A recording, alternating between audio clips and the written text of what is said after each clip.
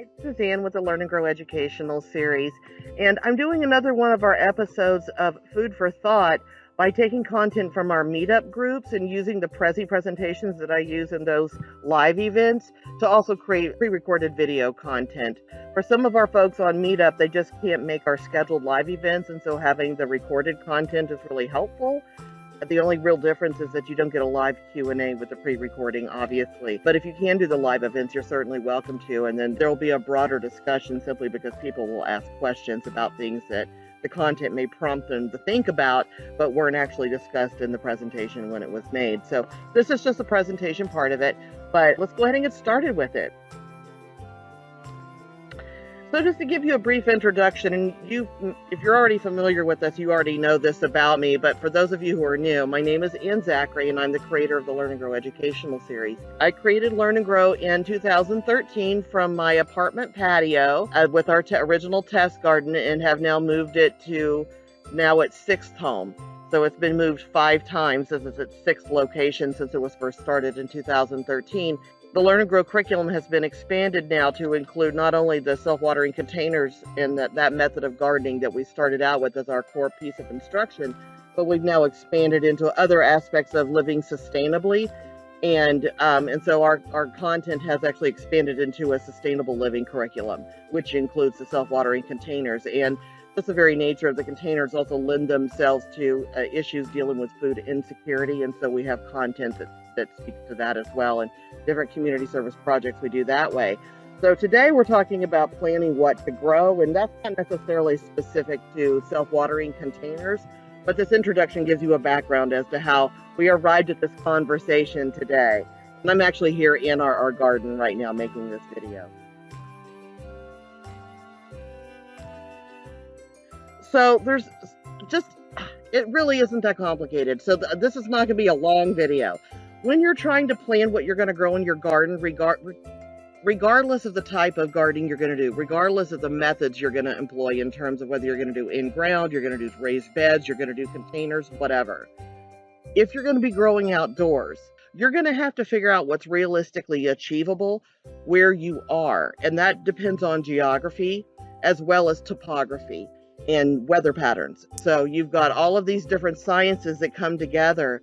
And thankfully, the U.S. Department of Agriculture has already sorted all of this out and created a very detailed map of the growing zones throughout the United States.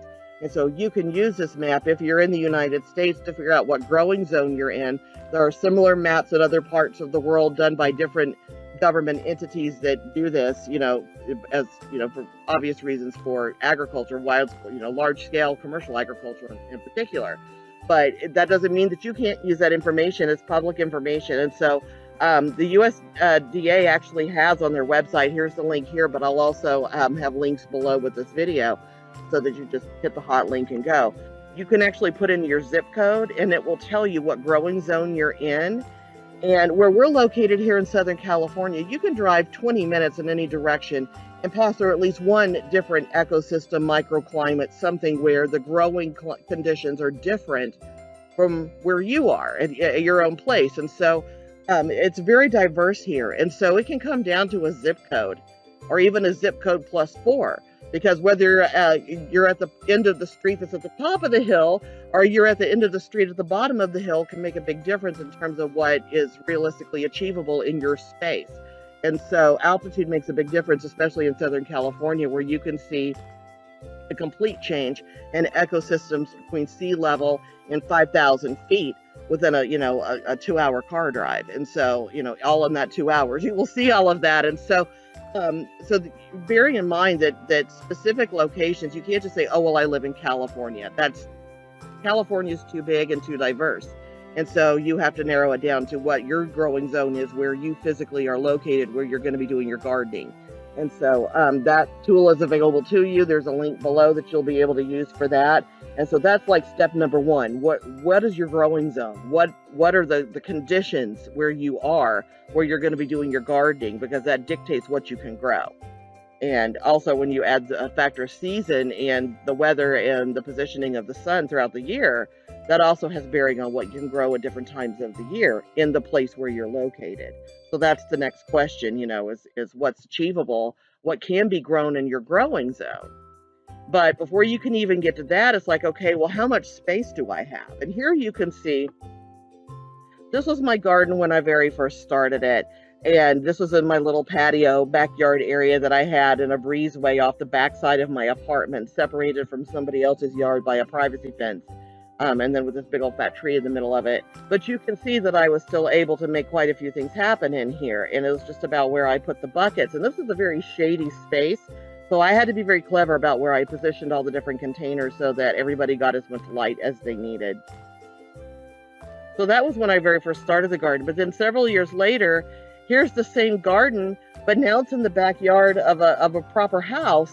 And we had all this backyard space, and now the garden looks tiny compared to what it looked like when it was on the patio of the little apartment. And so you can see, it makes a difference. That was like early on after I first moved the garden there, and so I hadn't even expanded upon it yet. And I was able to expand upon it at this location, and it's now much larger now than it was when I first started it.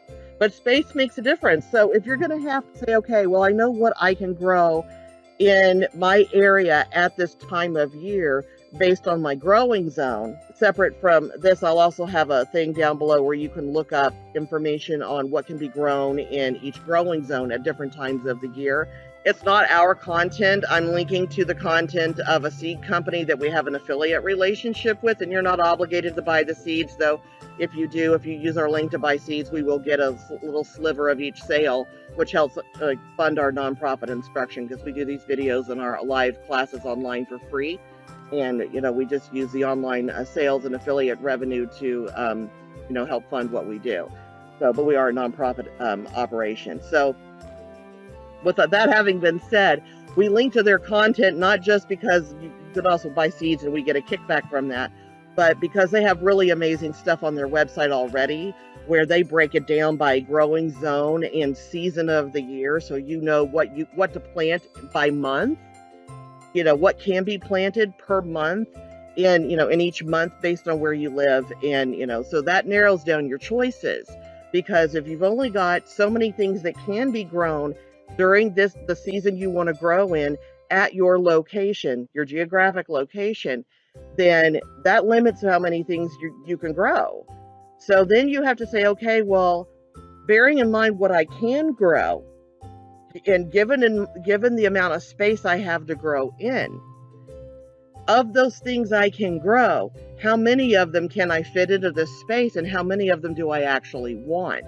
And so how much space you have may dictate what you choose to grow, because if something's going to take up a whole lot of space and limit what else you can grow, and you're not going to have that diverse of a garden, then you may decide that you would rather grow other things and have more of lots of different things, and things that might be able to produce adequate abundance without taking over the space. You're going to have to think about that. And so your space comes into account, because even though you know what you can grow in your growing zone at the time of year you want to grow, you're not going to have the space to do it all, and you're not going to want everything that's a possibility. Not everybody likes Brussels sprouts. Not everybody likes collard greens. And I know, there are going to be all those people out there going, how can you say that? Blasphemy? No. But not everybody likes all the same stuff. And so what you choose to grow from what is available to grow in the place where you are in your growing zone at this time of year is going to be based on preference at that point. Of all the things that I can grow, I've only got so much space to do it in. What's the most important thing for me to have? And if you're doing it from a food security standpoint, your thought process is going to be, what do I need to grow here just in case it runs out at the store? Because if, God forbid, we run into more supply chain issues, or come what may, there's not what you need in the store, or what's in the store becomes inaccessible to you because of affordability issues or whatever your barrier to access to food in the store might be, what are the things that you really want to make sure you have in case that happens? So for me, when I first started my garden, just to come back and look at this image up close, you will see there's a whole lot of green beans growing in there. And one of the reasons why is because my daughter was still living with me at the time. She was a teenager, and green beans was one of the few vegetables I could get her to eat. And so I grew a ton of green beans. It's like, okay, well, if for some reason I can't go buy green beans at the store, that's going to be a problem.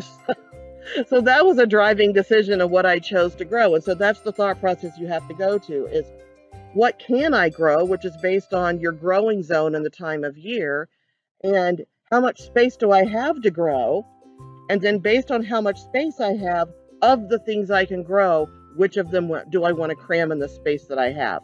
And so that goes to the next part of the decision-making process, and that goes to your nutritional needs. So like I said before with my daughter, green beans were the only vegetable I could pretty much get her to eat. Occasionally broccoli, but it wasn't until she was much older. And so I did have broccoli growing back there too, but that's harder to grow in abundance in the buckets because it takes a whole lot of broccoli to make meals worth of broccoli, where green beans just keep producing beans over and over and over again until you finally play them out. That can supply you with food for months. And I often would end up having to bag up green beans and put them in the freezer and save them for later because they would come in so quickly we couldn't possibly eat them that fast. So there's things like that you want to think about. Is the pacing of how quickly things are going to come in, how often they're going to replenish if you pick the produce. Things like lettuce, you just keep picking the leaves off, they'll just grow more. You don't need to pull up the whole head of lettuce. They only do that so that it doesn't become wilted and gross by the time it gets to the store. So you're not going to pull it up and put it in the store. You're just going to leave it alone and pick your leaves off of it until it's done. And you can make a head of lettuce go for months that way. There's all these things that you got to think about in terms of how does this actually grow, which a quick internet search will teach you. I mean, there's all this information is out there. When you have little questions like that, you could just ask your phone more often and not, it'll just tell you. So a lot of the questions you may have about, well, how long is this going to take, or how quickly will it come in? And those are things you look up online, which are easy enough to find.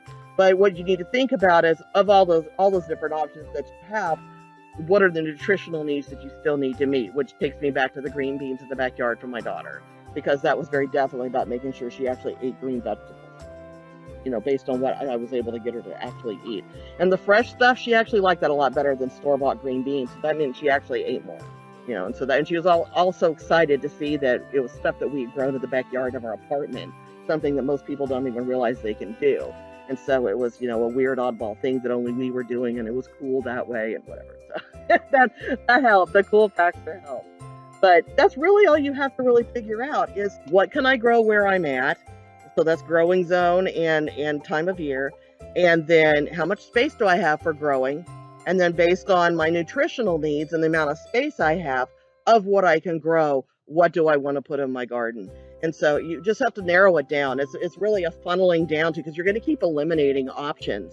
When you first look at what's possible, what growing zone am I in and what time of year is it that I'm going to be starting this growing project, then you look at what's possible. Well, that's limited your choices quite a bit, because obviously you can't grow everything. You can only grow what can be grown during that season in your location.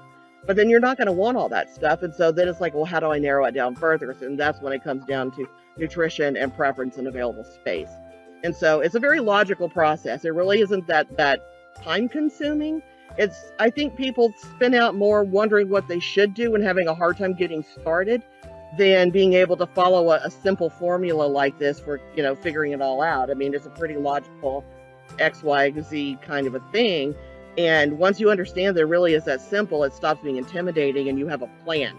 And I think for most people, not having a plan is more stressful than having a plan that's going to be difficult to execute, because you don't have the fear of the unknown. It's predictable once you have a plan. It may take a long time, and maybe, you're not going to get that instant gratification that you would much rather have, but then you'll also enjoy the fruits of your labor, literally, that you will actually, really truly appreciate the effort you put in once the reward comes through, once you actually have what you've grown to eat, and you're looking at it going, I did that. And not only did I pick it, I cooked it.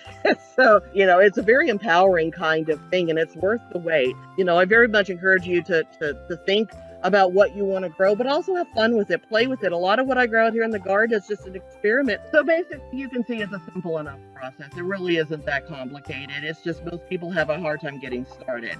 Once you actually understand the step-by-step and you realize it's not that complex, and it really is very logical and it makes total sense when you think about it, and then there's nothing to be stressed out about. You're like, oh, that's it?